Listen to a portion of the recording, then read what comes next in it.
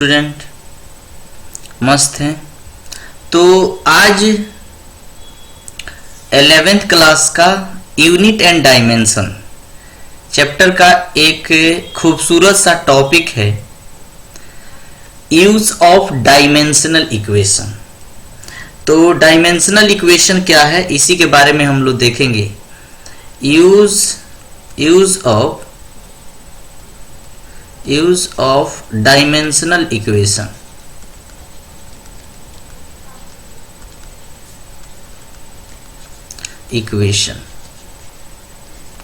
अब देखिए dimensional equation क्या है। बीमीय समीकरण डायमेंशनल इक्वेशन का जो है यूज क्या है, बीमीय समीकरण का यूज क्या है, इसी के बारे में देखेंगे।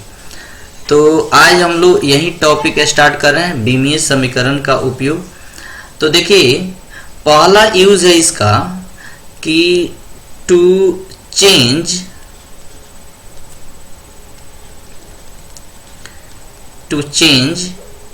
ऐसे इसके पहले लेक्चर में बताए थे कि आप लोग को इसमें यूज जो होता है वो होता है, पहला इसमें यूज एक्चुअली बता दिए हैं कि to checking the correctness equation of the various formula. चलिए पहले वही लिख लेते हैं कि to checking the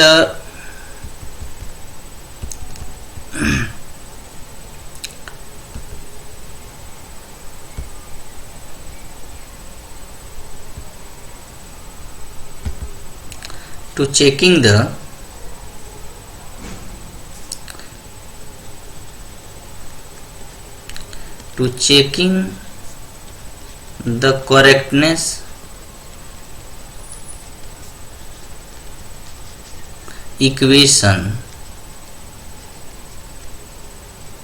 equation of various formula।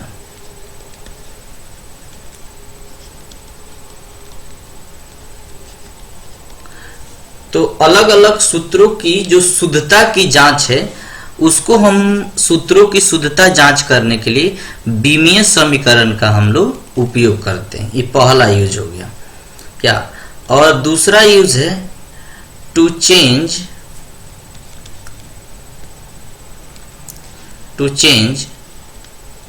One system of unit to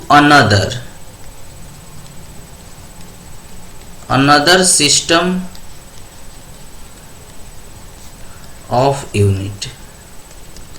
यानी एक पद्धति से दूसरे पद्धति में अगर बदलना है तो हम लोग बीमीय समीकरण का उपयोग करते हैं। और इसका तीसरा उपयोग है टू डराइव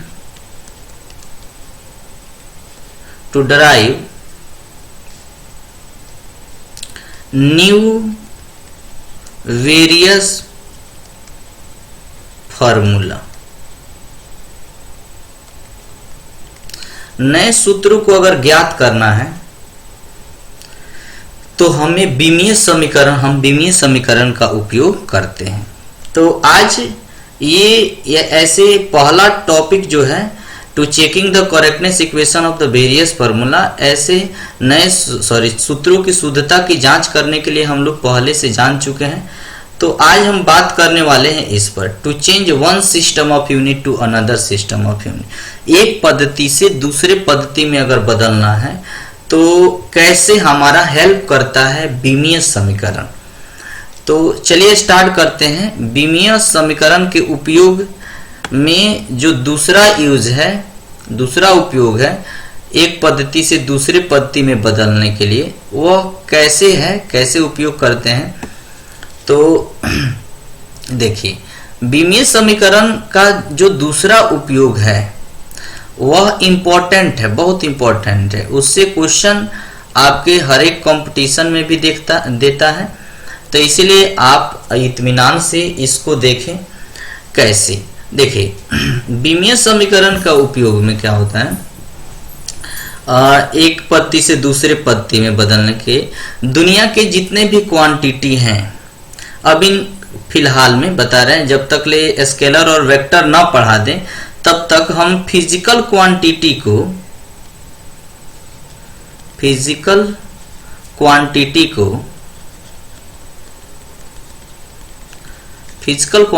को हम लोग रिप्रेजेंट करते हैं दो चीजों से,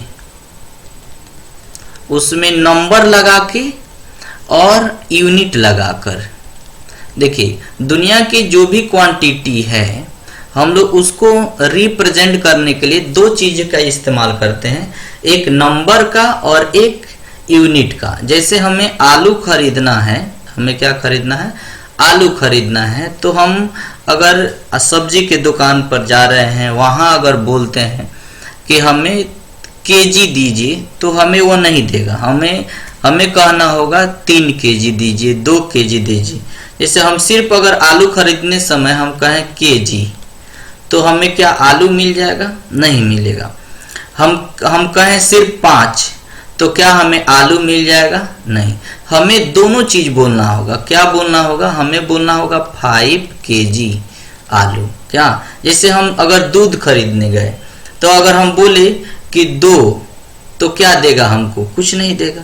और वहीं कहें 2 लीटर, इसमें दो चीज आ गए ना, एक आ गया यूनिट, एक आ गया नंबर और एक आ गया यूनिट। यानी क्वांटिटी को रिप्रेजेंट करना है तो हम कम से कम 2 चीजों को बोलते हैं, तो हम रिप्रेजेंट करते हैं फिजिकल क्वांटिटी को। पहला हम क्या बोलते हैं? नंबर, और दूसरा हम लोग उसके साथ लगाते हैं यूनिट। तो हम फिजिकल क्वांटिटी को कुछ सही तक बोल सकते हैं। क्या? लेकिन जब स्केलर और वेक्टर पढ़ाएंगे तो उस समय ये नंबर और यूनिट से काम नहीं चलेगा। क्या? उस समय फिर भटक जाइएगा। तो लेकिन अभी याद कीजिए कि किसी फिजिकल क्वांटिटी को दर्शाना हो तो हम नंबर और यूनिट लगा के हम रिप्रेजेंट कर देते हैं। तो ध्यान दीजिए। चलिए हम आ जाते हैं टॉपिक पर। तो हमें अगर जैसे एक बात और जान जाए, जैसे अगर हम बोल रहे हैं 5 केजी, ठीक है, 5 केजी हम बोल रहे हैं। तो अगर कोई बोलता है कि मैं 5 केजी नहीं जानता हूँ, ग्राम में जानता हूँ, ग्राम में बताइए, तो आप बोलिएगा ना 5000 ग्राम। ऐसा बोलिएगा कि 5 केजी कहें या 5000 ग्राम बोले। क्या? तो ये दोनों एक ही हैं, लेकिन हम कहें 5 = 5000, तो यह क्या है? गलत है। क्या? हम ऐसा नहीं बोल सकते। तो देखिए, कभी भी यहाँ ई वाला ई ठीक है, 5 केजी 5000 ग्राम के, या हम बोले 2 रुपया, या हम बोल सकते हैं 200 पैसा। क्या? 2 रुपया बोले या 200 पैसा बोले, दोनों एक। तो यह हो गया नंबर और यह हो गया यूनिट, यह हो गया नंबर और यह हो गया यूनिट। अब देखिए, एक सिस्टम ऑफ यूनिट को दूसरे सिस्टम ऑफ यूनिट में हमने बदल दिया। तो ये छोटे छोटे सिंगल क्वांटिटी है, सिंगल फिजिकल क्वांटिटी। तो इसको हम इत्मीनान से बदल सकते हैं। 2 रुपया कहें या 200 पैसा कहें, तो इसको हम आसानी से बदल दें। लेकिन अगर हम जिसमें 2, 3, 4 फंडामेंटल फिजिकल क्वांटिटी के मिलने से बने हुए, जैसे मान लेते हैं हम बोलते हैं 7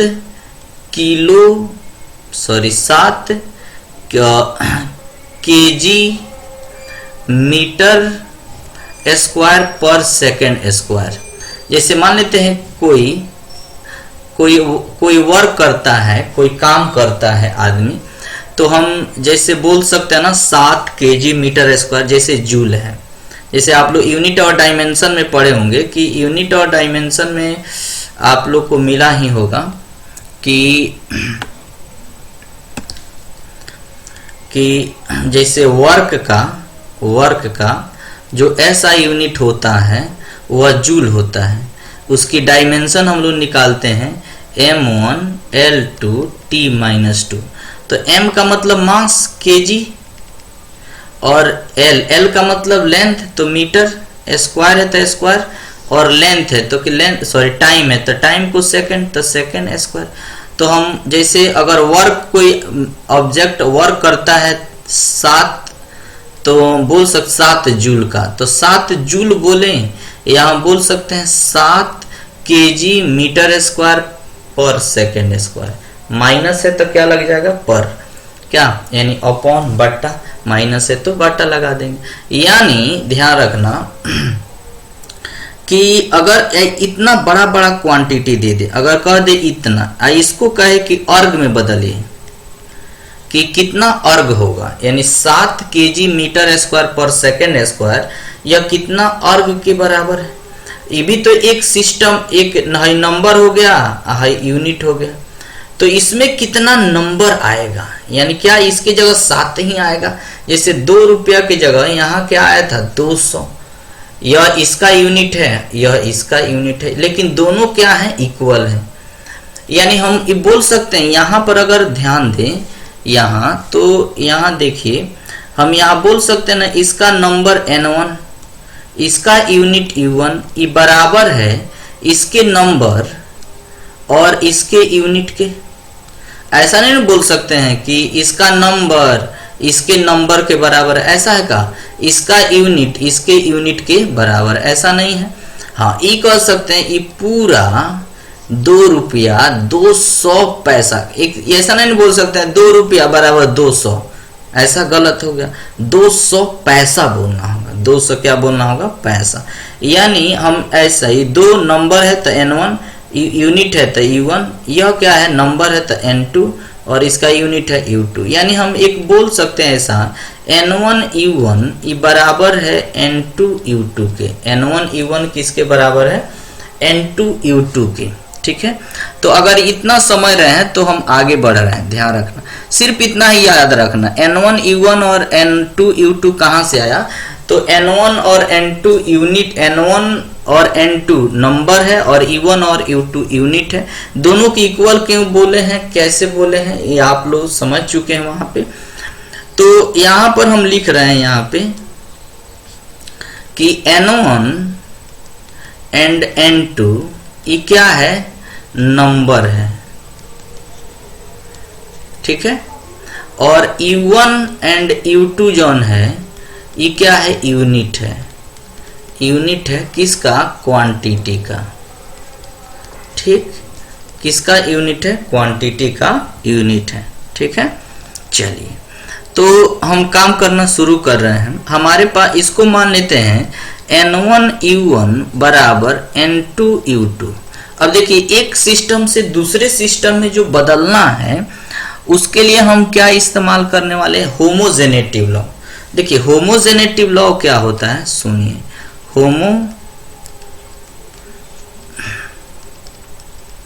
होमोजेनेटिव लॉ जो होता है वो होता है बाबू, होमोजेनेटिव लॉ, हम लोग होमोजेनेटिव लॉ प्रूफ भी करेंगे। होमोजेनेटिव लॉ क्या होता है ध्यान दीजिए। देखिए होमोजेनेटिव लॉ होता है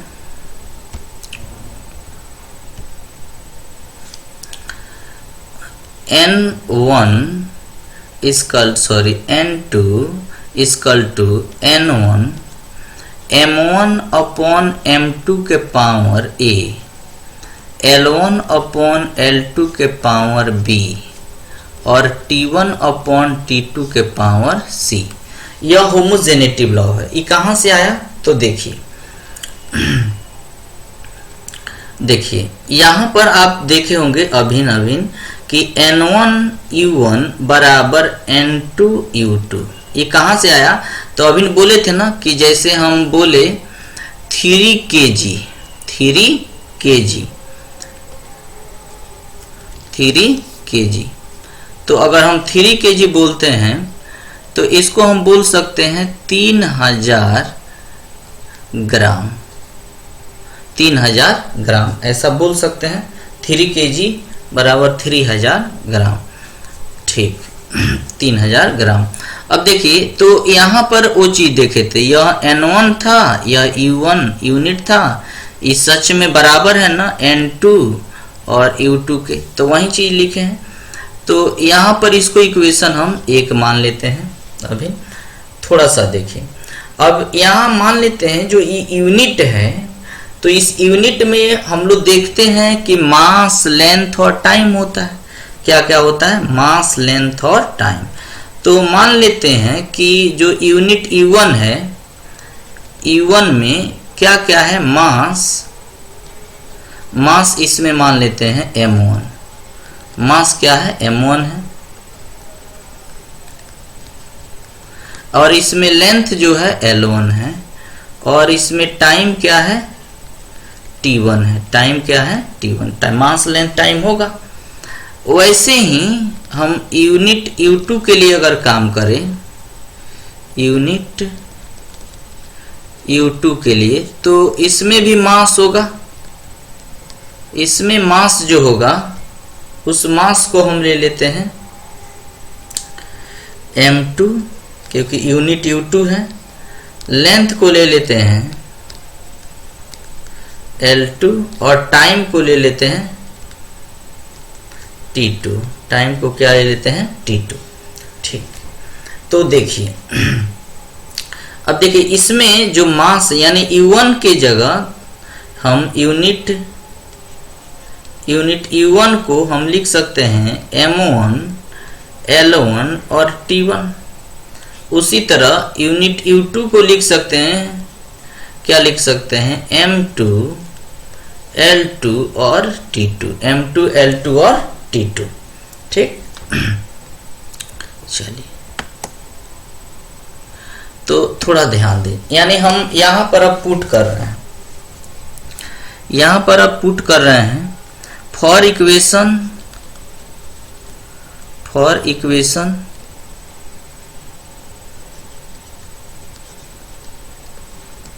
इक्वेशन 1 से काम कर रहे हैं, फॉर इक्वेशन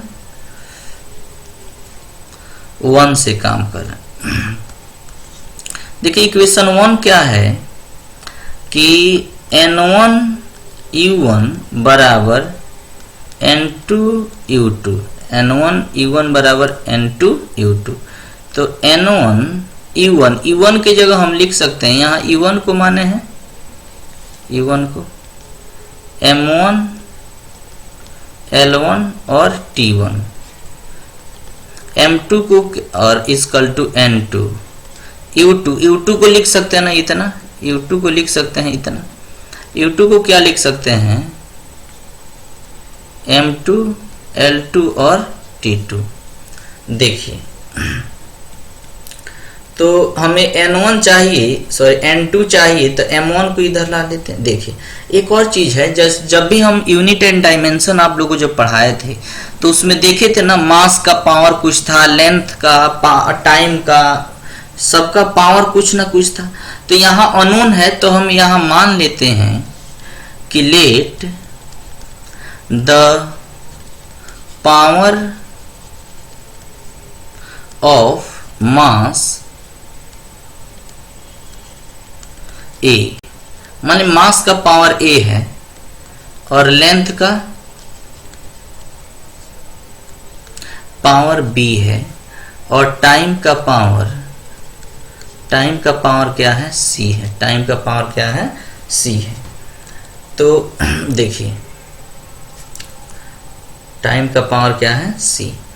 तो चलिए यहां पुट कर देते हैं। तो N1 मास M1 मास का पावर क्या लिए हैं, A, यानी हम यहाँ बोल सकते हैं M1 के पावर A, L1 लेंथ है तो इसका पावर क्या मान है, B, T1 का power C equal to N2 M2 मान मास ही है, ये भी तो मास से है, इसका भी पावर क्या होगा, A, लेंथ का पावर क्या माने है, B, और यह टाइम T है, इसका पावर C। हमको N2 चाहिए, तो N2 को रोक के इधर ला लीजिए। तो N1 इधर आएगा, पहले से है ना M1 के पावर A, L1 के पावर B और T1 के पावर C बटा, अगर ये आएगा इधर तो हो जाएगा M2 के पावर A, L2 के पावर B और T2 के पावर C बराबर N2। अब देखिए हमको मिल गया यहाँ पे N2 का वैल्यू, N2 का वैल्यू मिल गया N1। यहाँ देखिए इसका M1 के पावर A है और M2 के पावर भी क्या है, A है। तो हम लिख सकते हैं ना कि m1 बटा m2 का होल पावर a। यहाँ देखिए L2 के पावर b, L2 के पावर b, L1 के पावर b, तो क्या लिख सकते हैं L1 बटा L2 के पावर b। अच्छा, और क्या है देखिए T2 टाइम में उसी तरह है, तो T1 के पावर c बटा T2 के पावर c, तो इसका होल पावर ही c कह देते हैं। क्या इसका होले पावर क्या हम बोल देंगे, c बोल देते हैं।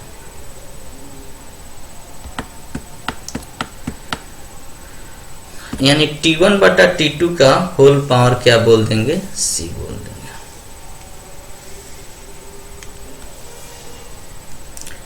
T1 बटा T2 का होल पावर क्या बोल दिए, c। क्लियर। तो यह देखिए हमारे पास होमोजेनेटिव लॉ आ गया है। क्या आ गया है, हमारे पास होमोजेनेटिव लॉ आ चुका है कि m1 बटा m2 के पावर a, L1 बटा L2 के पावर b और T1 बटा T2 के पावर c। तो यह रहा होमोजेनेटिव लॉ। इस पर देखिए क्वेश्चन कैसे देगा, जैसे हमको दे दे क्वेश्चन में कि 5 न्यूटन है और यह है SI, तो SI यूनिट है, यह किस में है, SI यूनिट। इसको CGS में बदलिए, यानी SI यूनिट में फोर्स का वैल्यू है उसको CGS में बदलना है। टू चेंज करना है किस में, change into CGS unit, CGS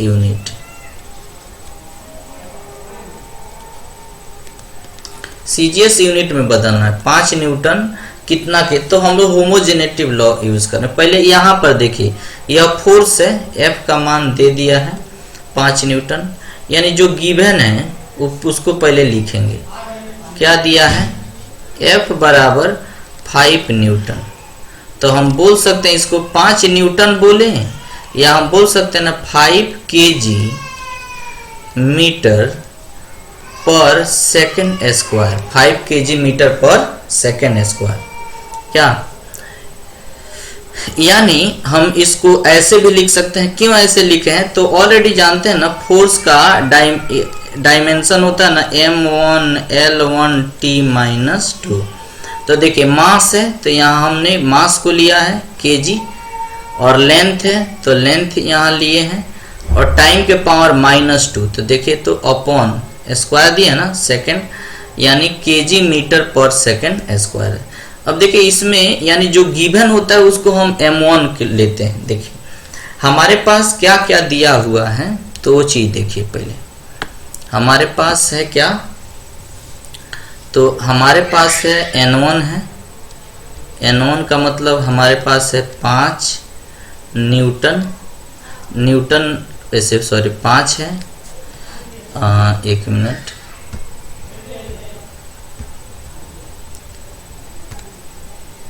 हमारे पास n1 5 है, n2 सॉरी नहीं दिया है, n2 क्या है हमारे पास नहीं है,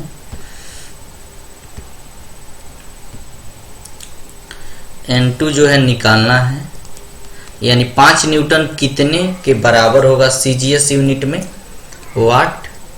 अच्छा, उसके बाद हमको मास m1 देखिए जो m1 जो मास है वह kg में है, क्या चीज में है, kg में है। L1 लेंथ इसमें क्या चीज में होता है, मीटर में, तो इसमें मीटर है। और टाइम T1 इसमें क्या चीज है, सेकेंड है ना। अच्छा, उसी तरह हम अगर बात करते हैं n2 की, n2 में, तो अगर n2 में बात करें तो देखिए n2 यानी यूनिट दूसरे यूनिट में, तो देखिए यहाँ पर था ना कि F का मान था 5 kg मीटर पर सेकेंड स्क्वायर। अच्छा, CGS में कितना होगा, वाट होगा पता नहीं, लेकिन CGS में देखा जाए तो जो kg है यहाँ ग्राम होगा, यहाँ जो मीटर दिया है यहाँ वो चीज सेंटीमीटर होगा। यहाँ जो सेकंड है तो सीजीएस में तो सेकंड रहता है स्क्वायर।